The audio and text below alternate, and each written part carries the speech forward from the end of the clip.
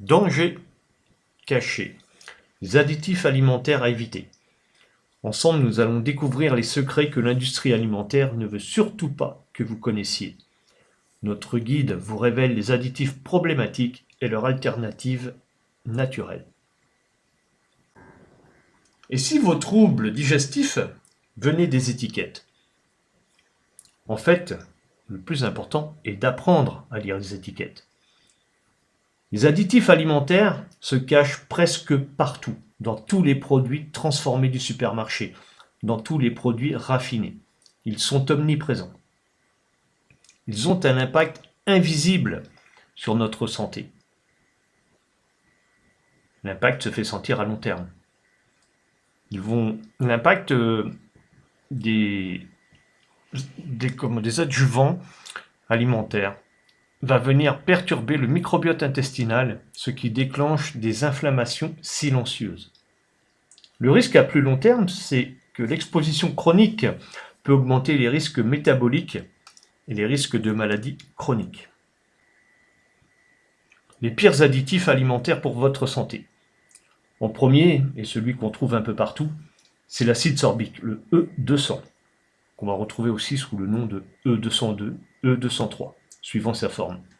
Il perturbe l'équilibre intestinal et peut provoquer des irritations digestives chez des personnes sensibles. Ensuite, le nitrite de sodium, relativement connu, le E250, associé à un risque accru de cancer colorectal et de maladies cardiovasculaires. Il est maintenant vivement recommandé d'éviter de le consommer et surtout on demande aux industriels de l'utiliser un petit peu moins. Après on a le E407, le carragénane. Ça provoque là encore une inflammation intestinale et ça va altérer la perméabilité de la barrière intestinale et donc provoquer des dysbioses. Globalement ce qu'on connaît sous perméabilité intestinale. Et puis on a le glutamate monosodique, le E621, qui peut déclencher des maux de tête, des bouffées de chaleur, des symptômes digestifs chez des personnes relativement sensibles. Alors c'était les pires additifs pour notre santé, mais il y en a un, on va faire un zoom sur l'acide sorbique, qu'on trouve un petit peu partout sans le savoir. Alors il est présent dans les pâtisseries industrielles, dans les boissons sucrées, les produits laitiers, les plats préparés. Vous voyez, on le trouve un petit peu partout. Les effets sont surtout digestifs, ça altère le microbiote, ça irrite les muqueuses, et ça peut entraîner des réactions allergiques. Souvent, les gens se disent allergiques ou alors sensibles, intolérants à certains produits, et en fait, c'est aux additifs qu'ils sont intolérants.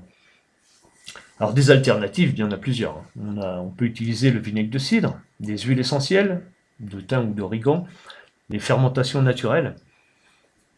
Et tout ça, ça a été démontré dans des recherches récentes.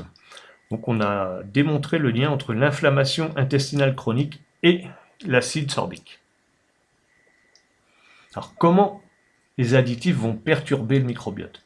Alors déjà, ils vont déséquilibrer le microbiote intestinal en réduisant la diversité des bonnes bactéries intestinales. Les bactéries, donc les mauvaises bactéries, parce que dans le côlon, il y a un équilibre, mais donc les mauvaises bactéries vont prendre le dessus sur les bonnes.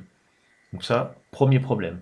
Ensuite, ça va créer une inflammation intestinale chronique, c'est-à-dire continue. Ça va pas créer des très grosses douleurs, mais ça va être une inflammation continue. Et donc la muqueuse va être inflammée et elle va répondre aux additifs irritants en créant une perméabilité accrue de la barrière. Donc elle va devenir poreuse et elle va laisser passer des substances nocives dans le sang. Et donc on va augmenter encore l'inflammation dans le sang. Et résultat, il y aura des réactions immunitaires qui peuvent aller jusqu'aux maladies auto-immunes. Donc c'est très très important de bien lire les étiquettes pour chasser les additifs alimentaires. Donc l'inflammation silencieuse, un danger méconnu. En fait, cette inflammation silencieuse chronique, on l'appelle le tueur silencieux. C'est le responsable de la première cause de mortalité au monde. Donc ça crée des maladies chroniques, le diabète, l'obésité, les maladies auto-immunes, tous les problèmes, je dirais, qui sont liés à la circulation sanguine aussi, donc les AVC, les crises cardiaques. Ça va être aussi responsable de certains cancers, comme on l'a vu tout à l'heure. Ça va aussi entraîner des symptômes qu'on appelle systémiques, donc de la fatigue, de la douleur, des troubles cognitifs. Ça peut être de la perte de mémoire, du brouillard mental, et on peut aller jusqu'aux problèmes style Parkinson, Alzheimer, de la démence. Ensuite, on a les troubles digestifs, donc ballonnement, diarrhée, constipation. C'est pas les gaz, hein, beaucoup de gaz aussi.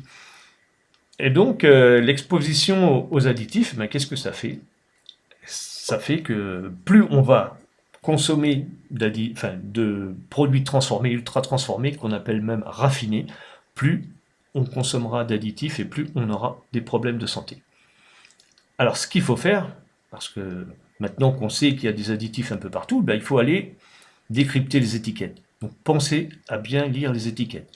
Plus la liste d'ingrédients est longue, plus le produit est transformé, et on appelle ça ultra transformé au-delà de 5 ingrédients. Donc plus de 5 lignes sur l'étiquette, on fuit le produit, on ne le consomme pas. Repérez aussi les E quelque chose. Tout ça, ce sont des additifs. Donc c'est un code européen, c'est pour ça que ça commence par un E. Et donc il faut apprendre à reconnaître les plus problématiques, donc tous ceux que je viens de vous passer en revue dans cette courte vidéo. Et puis analyser aussi l'ordre des ingrédients. En fait, l'ingrédient qui est listé le premier, c'est celui qui est le plus présent dans l'aliment que vous achetez. Et en général, les additifs sont en fin de liste. Alors, il y a des alternatives naturelles aux additifs. Donc, pour remplacer, mettons, le E200 ou E202, E203, donc ce qu'on appelle l'acide sorbique, suivant les formes, on peut utiliser du vinaigre de cidre, notamment pour les conserves, les marinades. Pour le nitrite de sodium, on va utiliser des sels de céleri. Ça va être pour faire nos charcuteries maison. Même si personnellement, je ne recommande pas la consommation de charcuterie.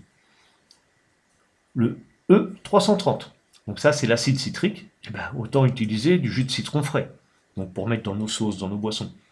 Le glutamate, qu'on a vu tout à l'heure, qui est problématique, le E621, et ben, c'est un rehausseur de goût, et là, à la limite, on n'en a même pas besoin.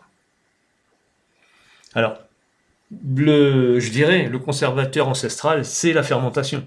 On va trouver ça dans la choucroute, dans le kéfir, mais aussi dans les fromages, les yaourts, notamment les yaourts maison. Pour qu'il y ait une bonne fermentation lactique, idéalement, il faut qu'on utilise un lait cru, et si possible entier. Donc comment la fermentation va se développer, c'est-à-dire les bactéries qui vont se développer vont consommer le sucre qu'il y a dans les produits. Et là, ce qui nous intéresse dans le cas du yaourt ou du fromage, c'est que les bactéries, donc les probiotiques, vont consommer le lactose, donc le sucre du lait, celui qui nous pose problème. Alors cuisiner maison, bah forcément, c'est la meilleure stratégie. On a un contrôle total sur ce que l'on fait. À partir du moment où on a acheté des produits de qualité, si possible biologiques, ou alors qu'on achète chez son petit maraîcher, au coin de la rue, ou au centre du village, et on discute un petit peu avec et on voit s'il utilise les bonnes pratiques, eh ben on va déjà amener des produits de qualité dans notre assiette et donc dans notre corps. Quand on va utiliser des produits frais, on aura beaucoup plus de vitamines, beaucoup plus de minéraux, plus d'oligo, on aura des produits santé. Donc on aura vraiment dans notre corps des vrais nutriments et non pas ce qu'on appelle des calories vides. Et puis cuisiner, ça permet de faire des économies. Certes, ça prend un peu de temps, mais donc un peu plus de temps que de faire chauffer un plat acheté et puis le réchauffer au micro-ondes. Certains appellent ça cuisiner. Non, c'est pas cuisiner qu'un micro-ondes.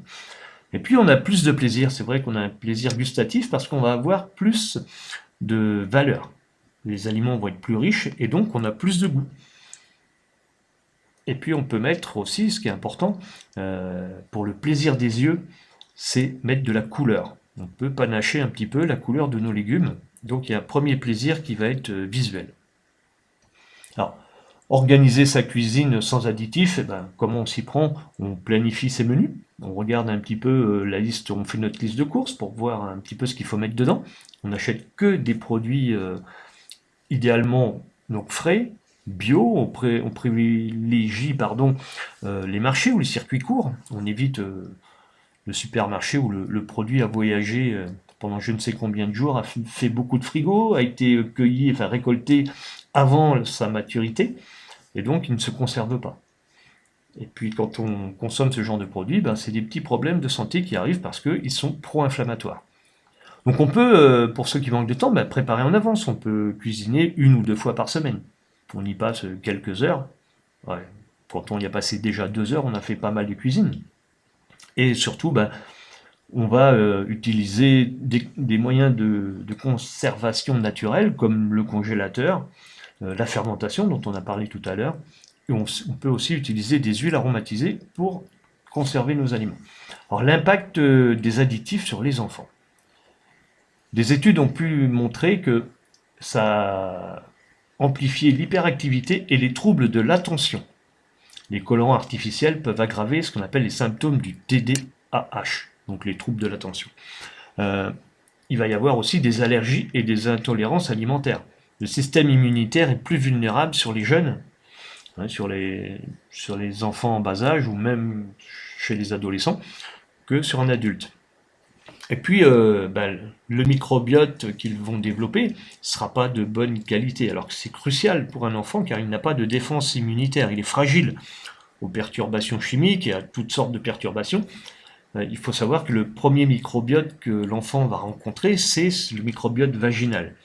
Et c'est pas tout à fait le même microbiote que l'intestinal, mais c'est sa première source de défense. Et donc, plus la maman sera nourrie déjà de façon naturelle, avec des produits de qualité, meilleur le microbiote vaginal sera, et meilleur le premier microbiote que l'enfant va développer sera bon. Donc voilà, ça ce sont des choses importantes.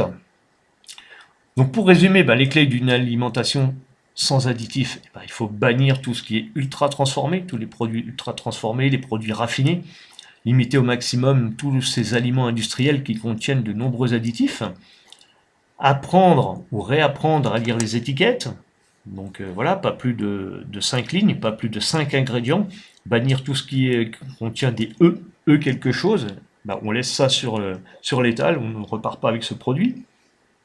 Ensuite, privilégier le fait maison, donc avec des produits de qualité, frais, et surtout il y a une fierté de cuisiner ses propres produits, son alimentation.